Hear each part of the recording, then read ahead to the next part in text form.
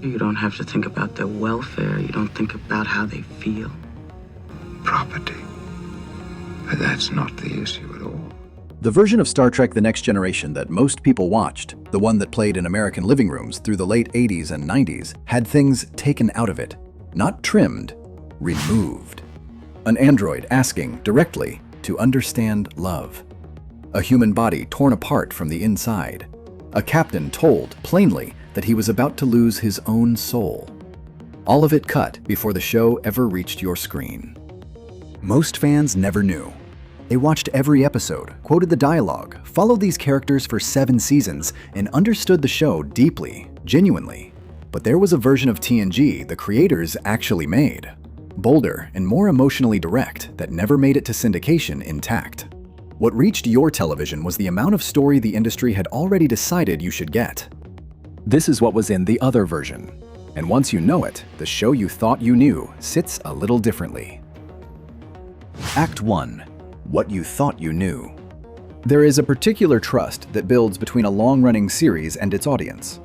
You spend years with these characters. You learn their rhythms. You come to believe the story you're watching is the complete picture. With TNG, that trust ran unusually deep. From its 1987 premiere, the show positioned itself as something different. Not action-forward episodic television, but a show that wanted to think. Picard resolved conflict through reason. Episodes explored consciousness, memory, and identity, with a seriousness primetime drama rarely attempted. This was science fiction for adults, apparently complete. At the center of it was a character unlike anything else on television. Data, the android officer of the Enterprise, became one of the defining figures of the franchise. His journey was simple and profound, a being of pure logic, searching for the one thing his creators hadn't given him: humanity, emotion. People watched that journey unfold over 7 seasons and understood it as one of the great character arcs in television history. They understood it because they believed they had seen all of it. The pilot, Encounter at Farpoint, introduced Data to the world. In syndication, his curiosity about humans was visible but contained, suggested through behavior, present at the edges of scenes. The audience understood what he wanted, but at a comfortable distance. What most viewers didn't know was that the pilot had already shown them something more direct. A conversation cut before broadcast in which Data didn't observe human relationships from a distance. He asked about them, plainly, searchingly, with an ache almost uncomfortable in how specific it was. They never saw that conversation. And across the first 2 seasons, more scenes were being cut. Character moments, philosophical exchanges, and in one case, violence so visceral that broadcast standards wouldn't allow it to air. The version that reached American living rooms was smoothed down for the broadest possible audience. Most viewers assumed they were getting the whole story. What they couldn't know was that a more immediate, more vulnerable version of that character was sitting in an editing room while a different cut of the same story played on their screens. Act 2. The original version. The question Data was never allowed to ask. Encounter at Farpoint was produced at feature length, over 90 minutes complete. When it went to syndication, it was trimmed to fit the 2-part broadcast format local stations required. What got cut wasn't action, it was interiority. In the extended version, restored on home video, Data seeks out Deanna Troi. He sits across from her and asks something the broadcast version never let him ask. He asks about love. Not abstractly, the way broadcast Data typically approached human experience. He asks about Troi and Riker specifically, whether they were once in love.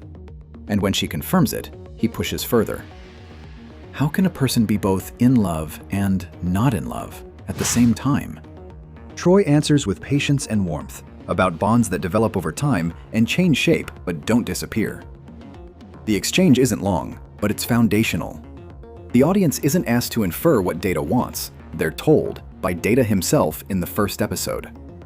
In the version most Americans watched, Data's yearning lived in behavior, mimicry, earnest questions at the edges of scenes, present but implied. In the extended pilot, he asked the question out loud to another person in episode 1. The emotional foundation of his 7-year journey established immediately and then removed before it could reach the screen. The horror they decided you couldn't handle. Move forward to Season 1, Episode 25, Conspiracy, one of the most tonally unusual episodes TNG ever made. A paranoid body horror story about alien parasites infiltrating Starfleet Command. It ends with Picard and Riker confronting Admiral Remick, fully taken over by the parasite controlling his body. In the American broadcast, the deaths are quick. The camera suggests rather than shows. In the unedited version, that distance collapses. The parasites don't simply emerge, they rupture through their hosts. Remick's death involves a level of graphic destruction the network determined was too intense for broadcast. The footage was cut. The horror was managed. This matters beyond shock value. Conspiracy works because the threat is supposed to feel real and visceral, not a metaphor, an actual bodily invasion happening to people in command of a starship. When the violence is softened, the episode becomes more contained, easier to sit with. The uncut version makes you understand, physically, what these parasites actually do to human beings, and why the crew's fear in that final scene should be closer to panic than procedure. That this footage was documented as censored, flagged specifically for graphic violence in the episode's production history, tells you something about TNG's original form. The creators weren't always making the gentle, cerebral show its reputation suggests. There was a harder edge in the early material. The network decided American audiences wouldn't go there with them. The trial that was bigger than Data. The Measure of a Man, Season 2, Episode 9, is widely considered one of the finest episodes in the franchise. A legal hearing to determine whether Data is Starfleet property or a sentient being with rights. Picard argues for his personhood. Riker, forced to argue against him, almost breaks under the weight of it. The extended version, 13 additional minutes, recovered on Blu-ray, makes the episode something else. The first edition involves Guinan. In a bar scene cut from broadcast, Picard sits with the weight of what's coming. Guinan asks if he wants to know what she thinks. He says yes. And she tells him something not gentle, not supportive in any comfortable sense. She tells him, if you lose this, what you'll be losing is more than Data. What you'll be losing is your own humanity. She links the trial's outcome not only to Data's fate, but to what it would mean, systemically, if Starfleet established that an artificial being had no right to choose its own destiny. Broadcast Guinan is warm, elliptical. Extended Guinan is direct, almost severe. A woman who has watched civilizations rise and fall, delivering a verdict Picard hasn't reached himself. The second edition comes after the verdict. Data finds Geordi LaForge in the corridor, carrying something wrapped carefully. A painting he's made himself. He presents it as a gift, not an apology. A painting of Commander Maddox, the man who wanted to dismantle him, capturing what Data describes as both Maddox's brilliance and his arrogance. Geordi looks at it and says, "Thank you, Data. It's perfect." That scene, those two lines, that painting, was cut from broadcast entirely. The episode ended at the verdict. The personal aftermath, the small proof that Data was already processing the experience through creativity and connection, never aired. Act 3. Why it was hidden. None of this happened because the creators wanted their audience to see less. The cuts came from specific, documented pressures. When TNG launched in 1987, it didn't air on a single network. It was sold directly to local stations, a first-run, syndicated model unusual for a drama of its ambition. That model gave the show creative independence, but it also imposed strict commercial requirements. Episodes had to fit precise time slots. The result was consistent. Episodes had to be shorter than the versions their creators made. The pilot's philosophical conversation between Data and Troy didn't survive the cut. Not because anyone objected to it, but because there was no room for it.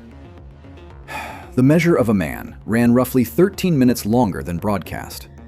Those 13 minutes held the Guinan scene, Data's gift to Geordi, the emotional architecture connecting the trial to the people who had to live with its outcome. All of it trimmed to fit the slot. The verdict aired. The aftermath didn't. These weren't creative decisions by the writers or producers. They were engineering decisions made by the infrastructure of American commercial television.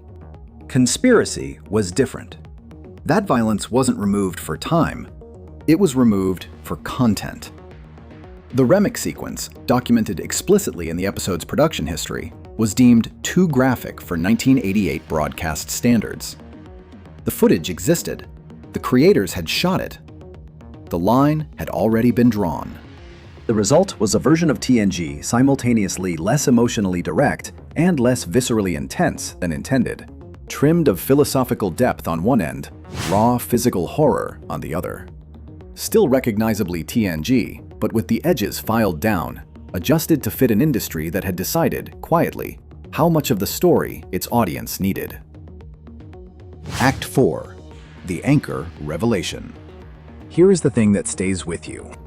Data's entire journey across 7 seasons, the search for emotion, the slow accumulation of experience edging him toward a feeling he wasn't built to have, was, from the very first episode, more explicit than most viewers ever knew.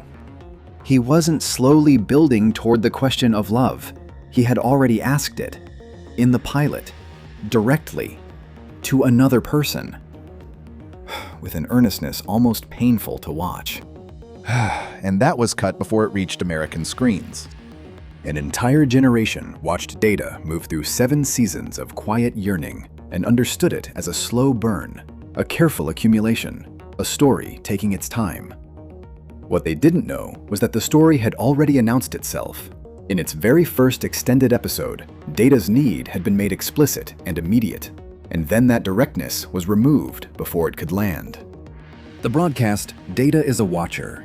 He stands slightly apart from human experience, observing with careful attention, letting his questions surface a little at a time as the series finds its footing. His questions feel gradual, earned, approached from a respectful distance. That's the character most people know, and it's not a false version of him exactly. It's just an incomplete one. The extended Data, the one who sat across from Troy and asked how one can be both in love and not in love, is something more urgent. Not waiting for permission to want what he wants. Already pressing his face against the glass of human experience, asking to be let in. That Data never made it to most American screens. The creators made him, filmed him, put him in the edit, and then the syndication clock ran out, and he was gone. What remains isn't a lesser show. TNG is still TNG, still one of the defining science fiction series in television history. Nothing about those 7 seasons is diminished by knowing this. But something is added. When you know Data was asking about love before most viewers ever properly met him, the whole arc shifts.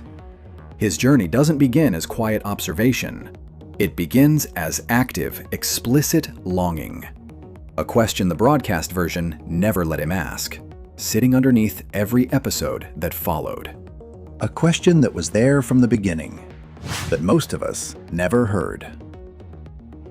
This is what it means to watch a show edited before it reached you.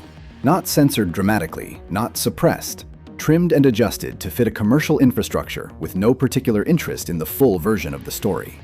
The creators made something. The machine delivered a version of it. Most viewers never knew the difference. They kept Data's directness from you. They kept Guinan's most severe warning from you. They kept the full horror of what a parasite does to a human body from you. The question worth sitting with isn't whether those cuts were wrong. It's simpler than that. Did it change the show you thought you knew? Or did it just change how much of it you were allowed to carry home? Most people just never went looking.